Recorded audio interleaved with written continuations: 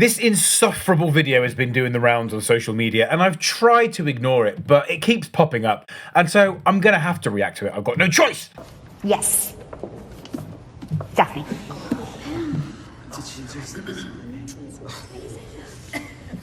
Their name's Dee now, actually. Yeah, you just dead named them, miss.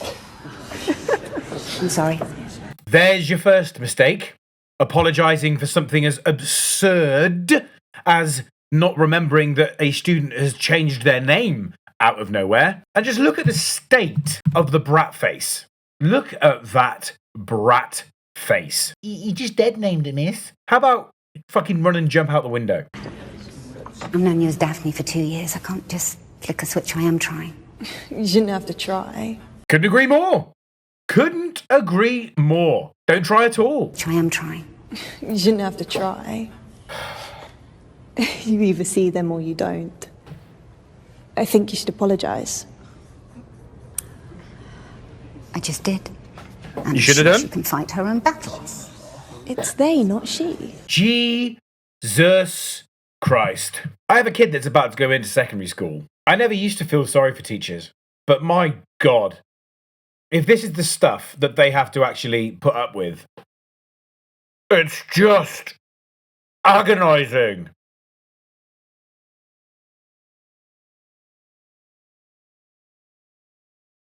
So many institutions in this country are ideologically captured. Great acting, though.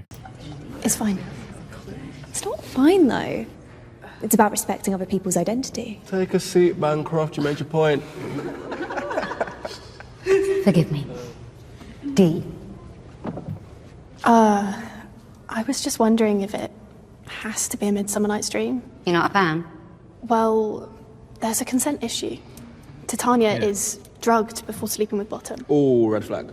It's also anti-feminist, portraying women as submissive and dependent on men. Sorry, Please, punch me in the face. was the spotlight off you for too long there, princess? Well, if anyone else has any genuine objections that go beyond virtue signalling, come and see me after class. Well done. Well, this isn't the time to let your standards slip, Daphne. Dee, the exams are just a few months away. You lose focus now, it could impact your choices for uni.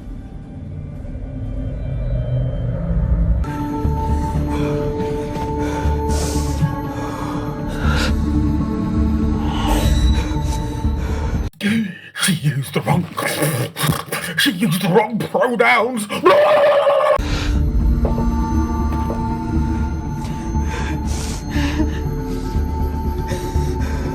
Hey, are you okay? Yeah, fine. Given how much you like my essay, I thought you might be open to revisiting our discussion. Wonderful. Come to my office tomorrow, we can chat. If we have to do Shakespeare, could we perhaps try a more modern interpretation of the text that represents a broader spectrum of identity? A lot of our conservative donors attend the summer show. I'm not sure it's the right time for experimentation. Is trying something more diverse and inclusive really such a bad thing? These meaningless buzzwords are everywhere now, aren't they? Diverse, inclusive, identity. There is nothing more odious than the modern obsession with identity. Well, I heard your son's queer. Well, surely you agree representation matters.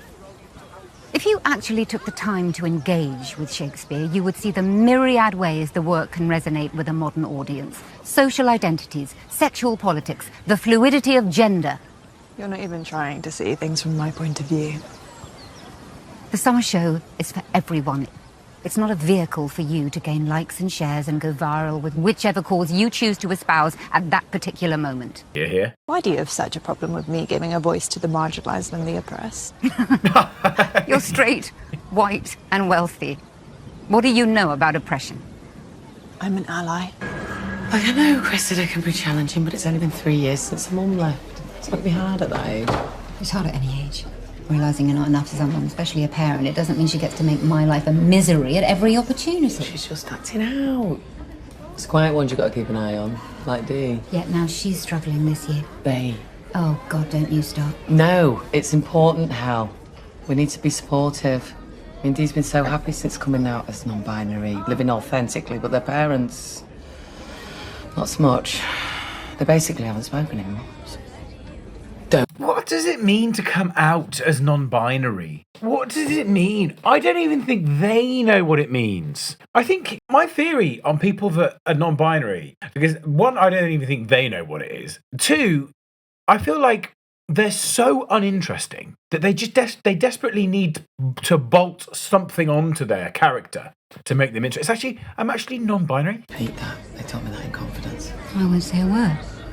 Dee's got so much potential. Wants to go to art college, study photography at Goldsmiths. I just need to get the grades now. So do you hate trans people as well, or is it just the gays? I don't hate anyone. You behave as though you invented ideas like equality and social justice. I was fighting the patriarchy before you were born. Here we go. The world out there, the real world, is angry and resentful and bitter. No one cares about your woke bullshit, this fantasy world that you pretend to fight for, the one where nobody cares who you love or what the colour of your skin is. It doesn't exist, and it never will. Or maybe we're not willing to accept that. You make out like you're some kind of benevolent defender of the oppressed. You don't care about Dee. It's all performative, a desperate, pathetic cry for attention. I actually couldn't have put it better myself. This is excellently scripted. I'm a little bit annoyed that she used the word patriarchy. But we'll let that slide. I guess we'll let that slide. Doesn't exist, but we'll let it slide. You need to remember who you're talking to. My father basically owns the place. I can have you sacked like that. He'd have to take your call first. That's out of line, miss. You may be money rich, but emotionally, you are bankrupt. Starved of love because your father would rather ship you off to a place like this than spend any actual time with you. Stop it! Just stop. You can't talk to her like that. Oh, what, are you going to threaten me now too? Because I don't think your parents will take your call either, not since you decided you weren't their precious little girl anymore. We'd love to do that. Wouldn't you just love to be able to... I'm actually pumped. She's got me jacked. Since you decided you weren't their precious little girl anymore. It's about time you lot learned to fight your own battles, because out there in the real world, there is no one in your corner. You are alone. And if you can't handle that, you might as well just kill yourself now, because it doesn't get any easier from here.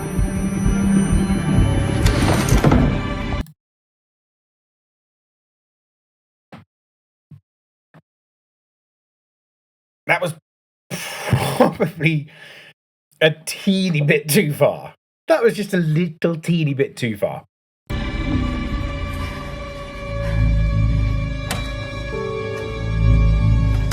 Yeah. Morning, Cressida.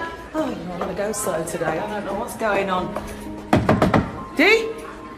Come on, you're going to be late again. I'm sure. Coming in. Oh, Christ. Can somebody help me, please?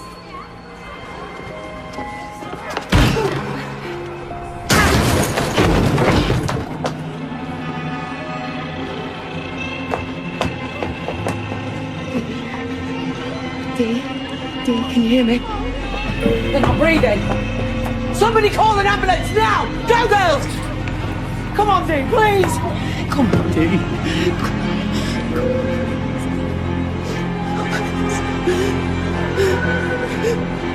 Come on, Dee, please. Please, please. Please, come